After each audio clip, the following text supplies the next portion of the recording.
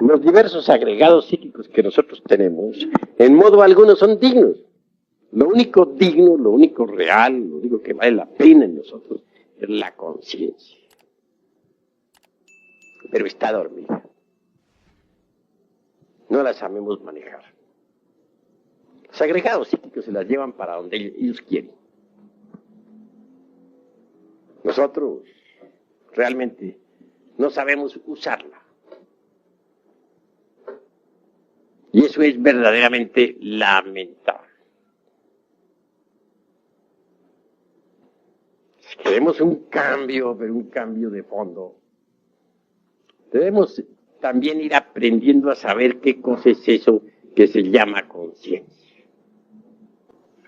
En el mundo oriental se nos ha dicho que antes de que nazca en nosotros el bodhisattva, debe surgir en nosotros el bodhicitta. Pero bueno, ante todo, ¿qué cosa es eso que se llama bodhisattva? Algunos de ustedes sabrán y otros no sabrán. La Blavatsky dice que un maestro que posea los cuerpos causal, mental, astral y físico es un bodhisattva. El alma humana o alma causal vestida con tales cuerpos es un bodhisattva.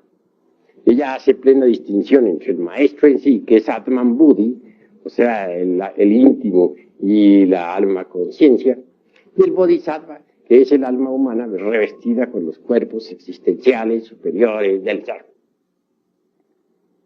Pero el budismo del Mahayana, o Mahayánico, es más exigente. No reconoce como bodhisattva sino a aquellos que se han sacrificado por la humanidad a través de sucesivos Mahamvantas.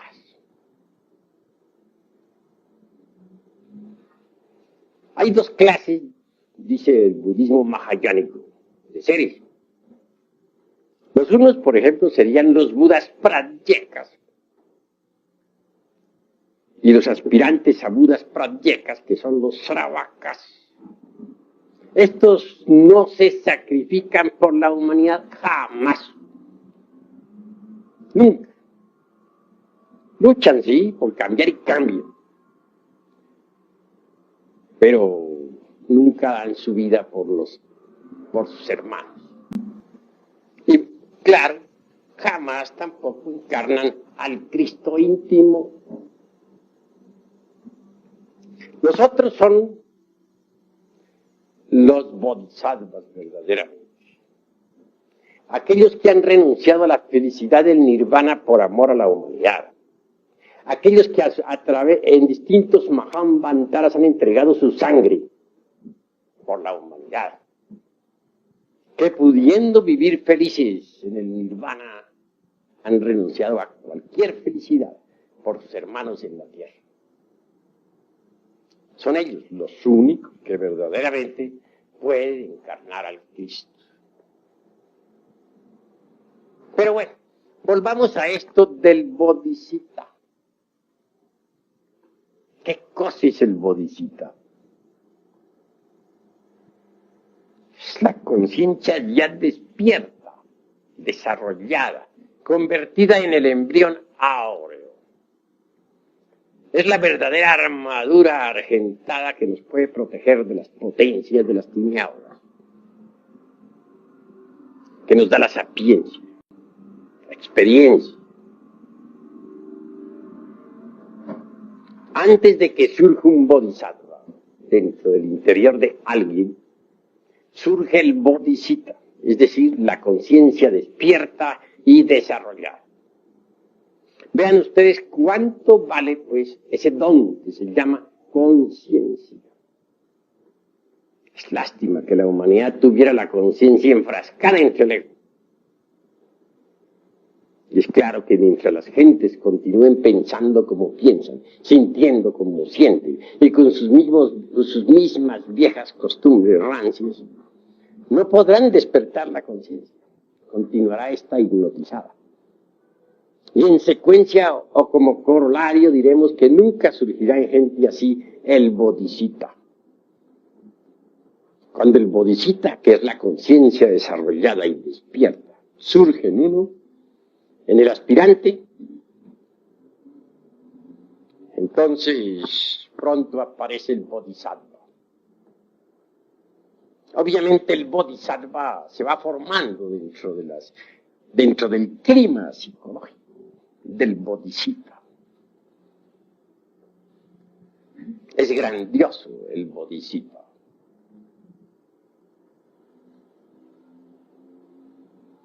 En realidad, de verdad, mis queridos hermanos, es grande cuando uno verdaderamente cambia su forma de pensar. Porque entonces, y solo entonces, trabajará para despertar la conciencia. Entonces, y solo entonces, hará un trabajo serio que lo conduzca al nacimiento del bodhisattva. Antes no es posible. Vivimos en un mundo desgraciadamente doloroso. Todos ustedes están llenos de dolor, de sufrimiento. Felicidad no existe en este mundo. No es posible. Mientras haya ego, tiene que haber dolor. Mientras continuemos con nuestra forma rancia de pensar, no podremos ser dichosos. Mientras seamos víctimas de las emociones negativas, cualquier género de felicidad se hace imposible. Nosotros necesitamos en verdad llegar a la felicidad. No podríamos nosotros conseguir tal logro si no despertáramos la conciencia. Y nunca despertaríamos la conciencia si continuáramos con la forma que tenemos actualmente de pensar. Así pues que primero miremos cómo estamos pensando. Cambiemos esa forma anticuada del pensamiento. Preparemos nosotros odres nuevos para el vino nuevo, que es la gnosis. Y así trabajaremos de verdad, pero seriamente.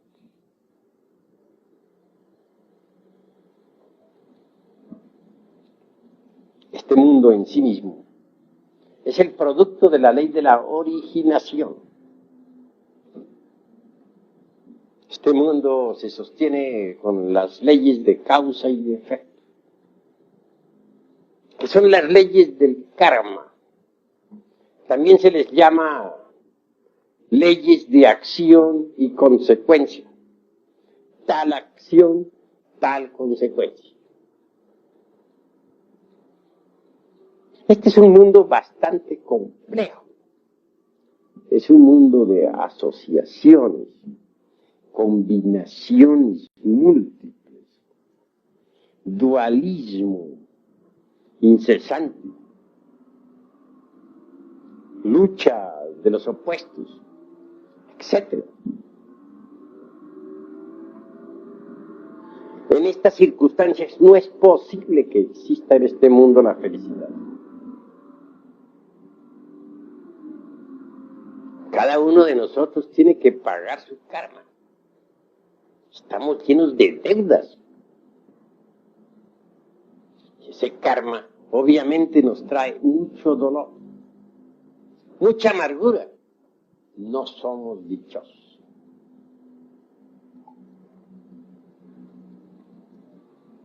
Muchos piensan que podríamos llegar a la felicidad a través de la mecánica de la evolución. Es un concepto falso, porque la mecánica es mecánica. La ley de la evolución y también la de la involución constituyen el eje mecánico de esta maquinaria que se llama naturaleza. Hay evolución en el grano que germina, en la planta que se desarrolla y al fin da fruto. Hay involución en la planta que ya entra en decrepitud y por último se convierte en un montón de leños. Hay evolución en el niño que se forma en el claustro materno, en la criatura que nace, que crece, que se desarrolla y vive a la luz del sol. Mas también existe involución en el ser humano, que envejece, decrece, entra en decrepitud y al fin muere. Eso es completamente mecánico.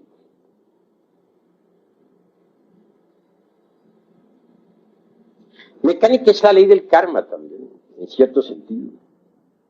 En el sentido causativo, mirada a la luz de los 12 vidanas, o de las 12 vidanas. Así hay mecánica.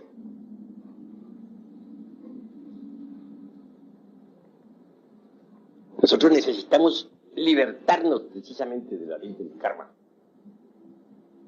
Necesitamos libertarnos de ese movimiento mecánico de la naturaleza. Necesitamos hacernos libres, y esto no será mediante la evolución mecánica. Cualquier evolución mecánica se procesa de acuerdo con las leyes de causa y efecto, con las leyes de las asociaciones, de las combinaciones mutuas, etc. Lo que es mecánico es mecánico. Nosotros necesitamos libertarnos de la ley de la evolución y también de la ley de la involución.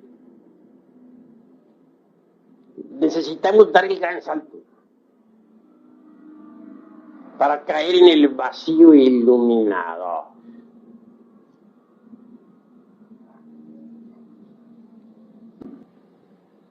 Obviamente,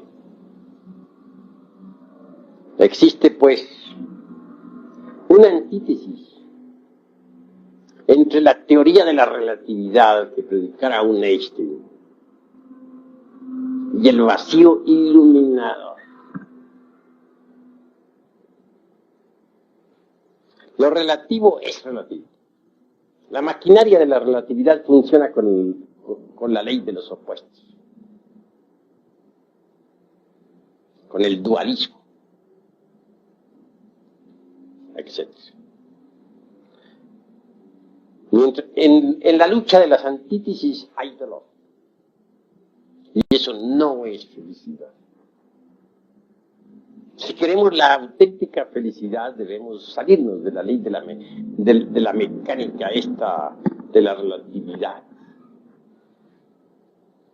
Dar el gran salto, repito, para caer entre el seno del vacío iluminado.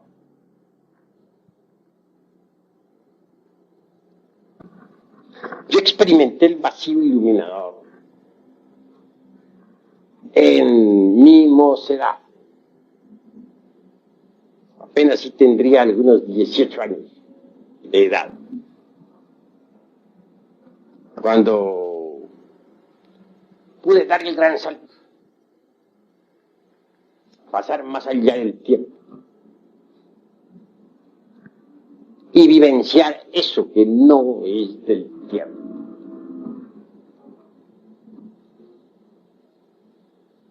Eso que podríamos llamar la experiencia del prajna paramita,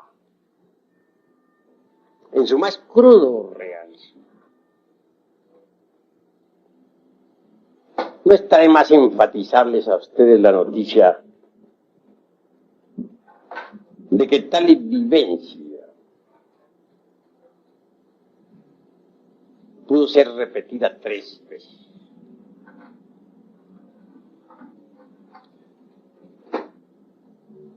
Supe entonces lo que era el sunyata.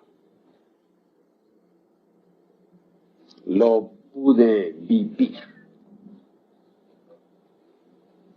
En el vacío iluminador no existe dualismo conceptual. De ninguna especie. La maquinaria de la relatividad no funcionaría en el vacío del iluminador. La ley de las mutuas combinaciones y asociaciones mecánicas no es posible en el vacío iluminador. Toda la teoría de la relatividad de Einstein quedaría destruida en el vacío iluminador. Indubitablemente la experiencia del vacío iluminador solo es posible en estado de samadhi, en estado de chamadhi, o como se dijera también en el estado del prajna paramita.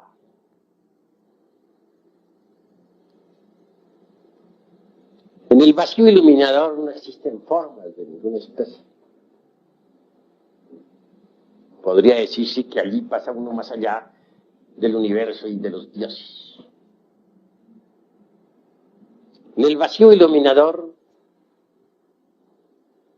puede darse una respuesta correcta a aquello de que si todo el universo se reduce a la unidad, ¿a qué se reduciría la unidad? Tal respuesta no es posible para la mente lógica, o por lo menos para la mente que funciona de acuerdo con la lógica formal. Pero en el vacío iluminador no es necesaria tal respuesta. Tal respuesta allí es una realidad patente, definida. Si todas las cosas se reducen a la unidad también se reduce a todas las cosas. Y entonces quien entra en ese estado de Mahashamadhi, dijéramos, vive todas las cosas, desprovisto de forma. Y esto de por sí ya es grandioso, sublime e inefable. Sumergirse definitivamente en Sunyata, es decir, el vacío iluminador definitivo, solo es posible mediante el gran salto y la condición definitiva de haber pasado por la aniquilación budista total. De lo contrario, no sería posible. En aquella época aún no había pasado yo por la aniquilación budista. Y obviamente, a medida que me acercaba a la gran realidad,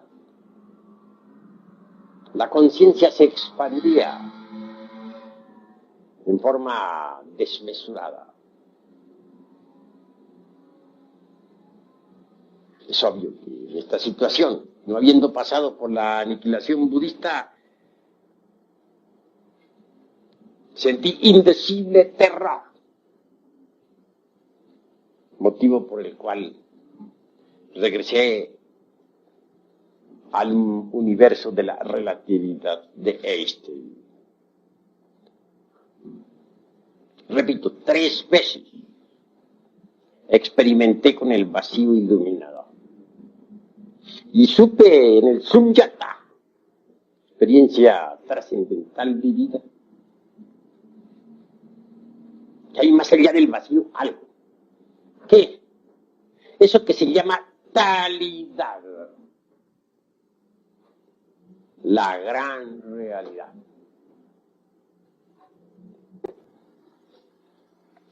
Lo supe con una intuición de tipo trascendental. Porque en el terreno de la intuición, o dentro del mundo de la intuicionalidad, hay distintos grados de intuición. Incuestionablemente la más elevada o el más elevado grado intuicional es el de las mentes filosófico-religiosas o filosófico-místicas.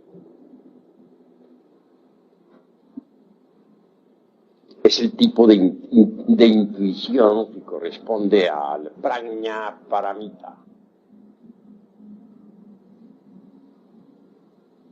Tal facultad pues me permitió saber que más allá del mundo del vacío iluminador está la gran realidad. Bien, quiero afirmarles a ustedes en forma enfática que este camino de la gnosis conduce a la gran realidad. La gran realidad o la talidad, Sunyata, prajna paramita, está más allá del universo de la relatividad. Es decir, más allá de la mecánica esta de la relatividad. Y más allá, mucho más allá del vacío iluminador.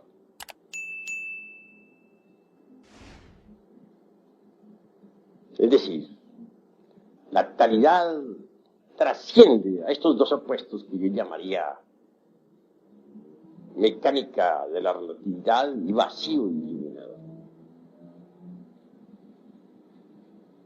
No es el vacío iluminador la última palabra, es la antesala de talidad, es decir, de la gran realidad.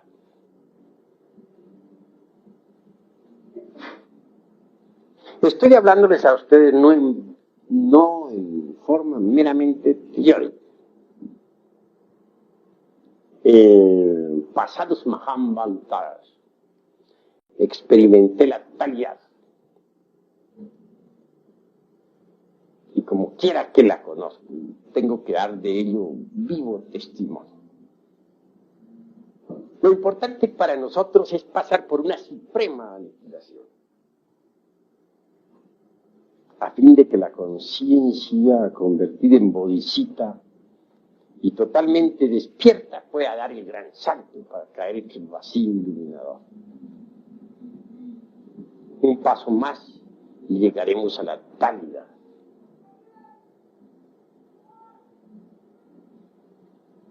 Pero, como les digo, debemos empezar por cambiar nuestra forma de pensar para trabajar correctamente sobre sí mismos, desintegrando realmente los elementos psíquicos indeseables que llevamos dentro. Podríamos conseguir nosotros el despertar de la conciencia, el desarrollo del bodhisattva, si antes no cambiáramos nuestra forma de pensar.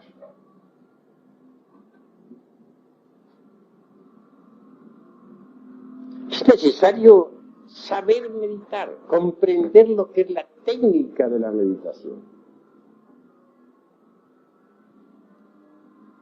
El objeto de la meditación es muy simple. ¿Qué es lo que queremos nosotros a través de la meditación? Tranquilidad. Parecería muy superfluo lo que estamos diciendo. Ustedes podrían objetarme que podríamos tranquilizarnos con una botella de vino, ¿no? Eso es claro. Podrían objetarme también que podríamos tranquilizarnos oyendo una sinfonía de Beethoven. Eso podrían ustedes decir. Pero en realidad, de verdad, conseguir la tranquilidad es lo más difícil que ustedes imaginarse puedan. Nadie podría tener tranquilidad mental, tener su mente en santa paz, si no ha eliminado de su centro intelectual el pensar caduco y extemporáneo que carga. Nadie podría tener paz en su corazón si no hubiese eliminado de sí mismo previamente las emociones negativas y perjudiciales. Así que cuando un gnóstico, un arat gnóstico se sumerge en meditación, busca tranquilidad. En esos instantes se propone trabajar sobre algún elemento inhumano que haya descubierto en sí mismo mediante la autoobservación.